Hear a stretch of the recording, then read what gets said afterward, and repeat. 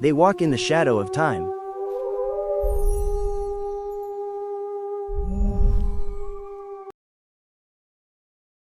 In every age, in every story, there are traces of them.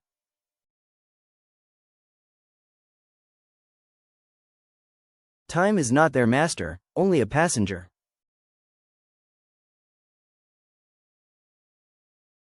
They are immortals, and their secrets transcend the ages.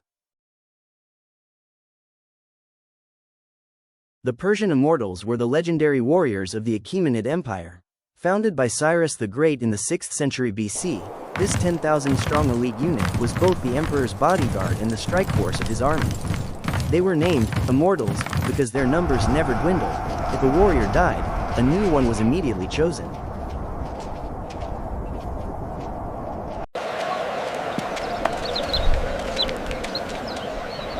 Selected from the Persian and Median nobility, these young men were trained from childhood for physical and mental endurance.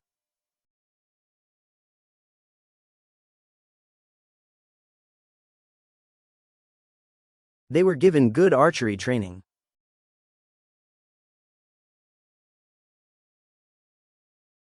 They would receive impressive swordsmanship training.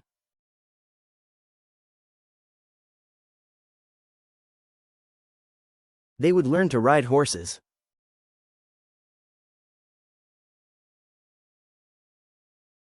Strategy training was also an important part of their education.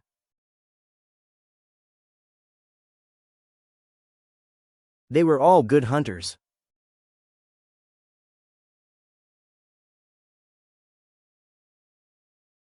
They all had to complete rigorous training.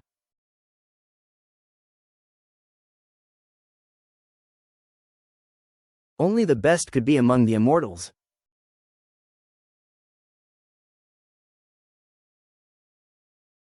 The immortals were poised to make their mark on the age. It wasn't just their training that made the immortals immortal. One of the main factors that made them the feared soldiers of their age was their equipment.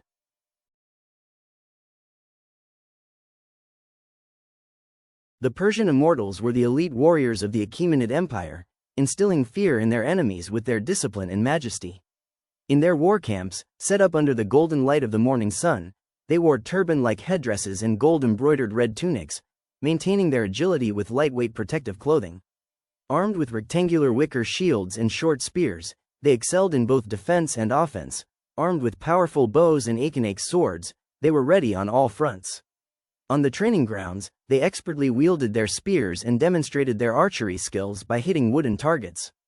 In their ceremonial marches, they swore fealty to the emperor with rhythmic steps and dazzled with their flawless coordination in formations on the plains.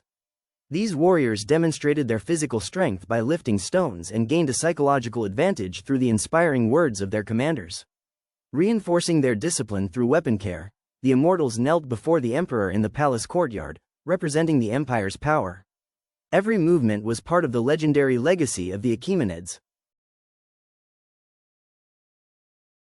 The immortals, who were very obedient soldiers, would start the battlefield with their spears and then join the hot conflict with their swords in hand.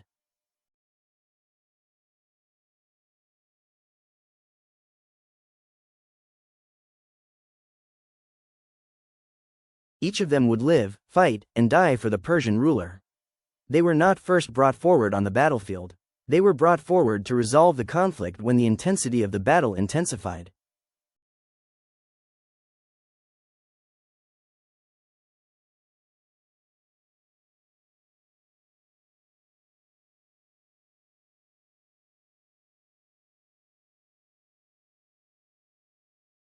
The Persians would begin their expansion in Mesopotamia with the war they fought with the Babylonians near the Tigris River.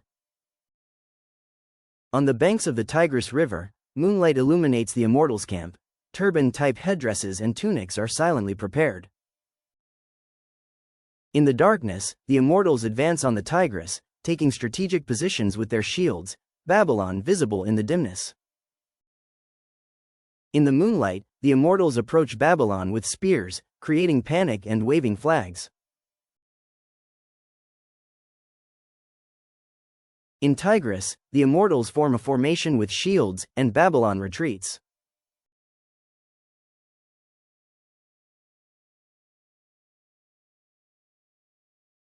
Under the moon the Immortals stand in triumph, the shield is laid down, the flags are raised.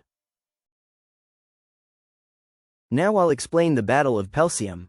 But first, we need to define the geography. Because Egypt's north lies the Mediterranean, and because there were no powerful states surrounding it, the region was generally safe throughout history. However, after the Persians captured Babylon at the Battle of Opis, they turned their attention to Egypt. Egypt faced a difficult situation against the numerically superior and well-equipped Persian army. Now let's look at the Battle of Pelsium. In the desert, the Immortals set up camp, and the commander announces her plan to release the cats. In the desert, the Immortals draw cats on shields, release the cats, and the Egyptians appear. The Immortals advance in the desert with cats, and the Egyptians are surprised to see the cats and don't know what to do. The Immortals triumphed in the desert, and the Egyptians surrendered. In short, the Immortals were not only good warriors but also tactical geniuses. They would fight to the death and instill fear in their enemies.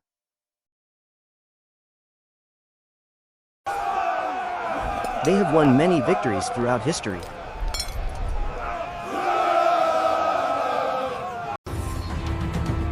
Successive sultans ruled the Persian Empire. They destroyed Babylon in the battles they fought around the Tigris River.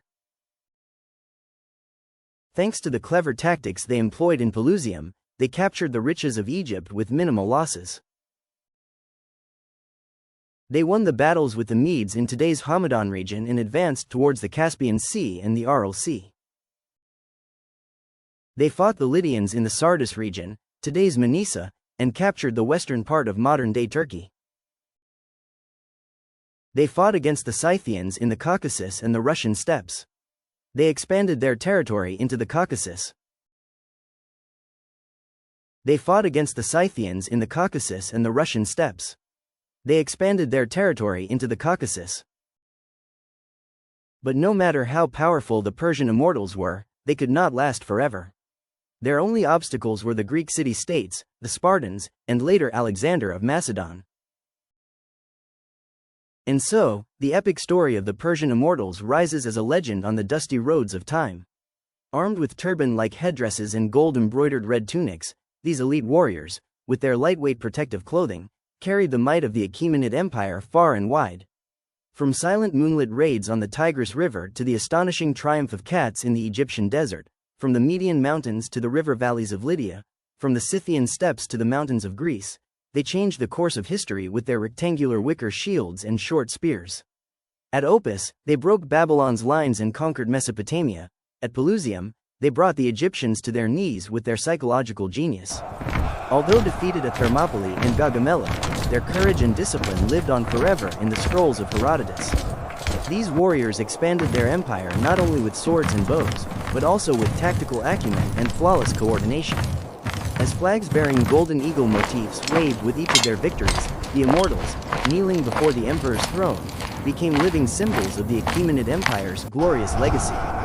Their arms, which lifted stones with their physical strength, their gazes that made enemies tremble with their psychological superiority, laid the foundation for modern special forces. Today, as the clock strikes 1:39 p.m. on July 25, 2025, this legendary unit still breathes in films, books, and our imaginations. The stone reliefs of Persepolis, glowing with golden light at sunset, whisper to us. The Immortals are not just an army, but the enduring spirit of one of history's greatest empires. Their steps echo throughout eternity. The golden eagle soars freely in the sky.